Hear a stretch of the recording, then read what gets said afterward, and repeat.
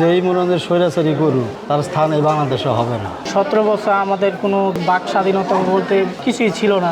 যদি জুলাই না হতো তাহলে বলা যায় আমরা এই গণভবনে ঢুকতে পারতাম না।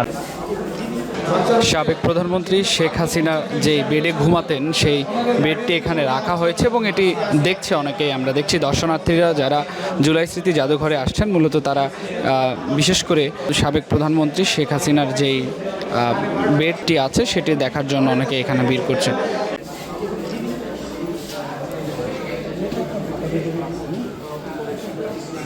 আপনারা আজকে কি দেখছেন মূলত এখানে?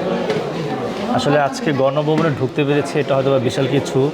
যদি জুলাই না হতো তাহলে বলা যায় আমরা এই গণভবনে ঢুকতে পারতাম না। আর বিশেষ করে আমাদের সাবেক যিনি প্রধানমন্ত্রী ছিলেন হয়তোবা এই দেশের, তারপর দেখা যাচ্ছে যে যত হত্যাযজ্ঞ চালিয়েছে সব কিছু পরিশেষে আমরা বলা যায় যুদ্ধের পরেই আমরা এই বিজয়টা পেয়েছি। তারই ধারাবাহিকতা বলা যায় আজকে ভিতর ঢুকে সকল স্মৃতিগুলো আমরা কিন্তু দেখতে পাচ্ছি। আর বিশেষ করে এখানে দেখতে পাচ্ছি যে তার খাট, যেই খাটে তিনি শুয়েছিলেন, ঘুমিয়েছিলেন বলা যায়, আজকে সেই খাটের কাছাকাছিও আসতে পেরেছি।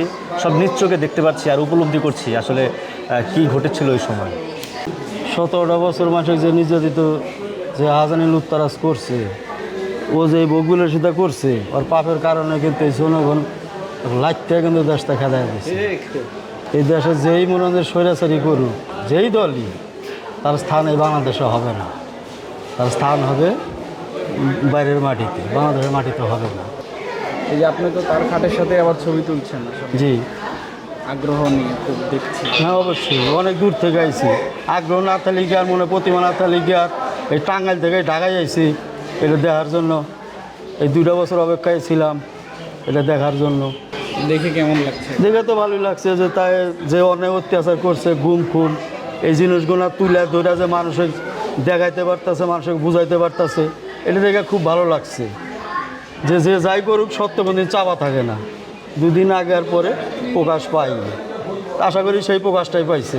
এই মানুষের যে নির্যাতনটা করছে এটা মানুষ দেখতে আছে, খুব ভালো লাগতে আছে। তার সাথে সাথে আমারও ভালো লাগতেছে। আমার আজকে যে জুলাই স্মৃতি গণ অভ্যুত্থান, কোনোদিনও আশা করি নাই যে আমরা এই গণভবনে ঢুকতে পারবো। কারণ 17 বছর আমাদের কোনো দেশের বাক স্বাধীনতা বলতে কিছুই ছিল না। আরও আমরা 5 আগস্টে আমরা আসতে চেয়েছিলাম, কিন্তু সন্ত্রাসীদের হামলায় আমরা আসতেও পারিনি। আমাদেরকে পথে পথে ছাত্রলীগ, গুন্ডা লীগরে আমাদেরকে প্রতিহত করতে চেয়েছিল, কিন্তু জীবনের মায়া না করেও আমরা রাজপথে ছিলাম।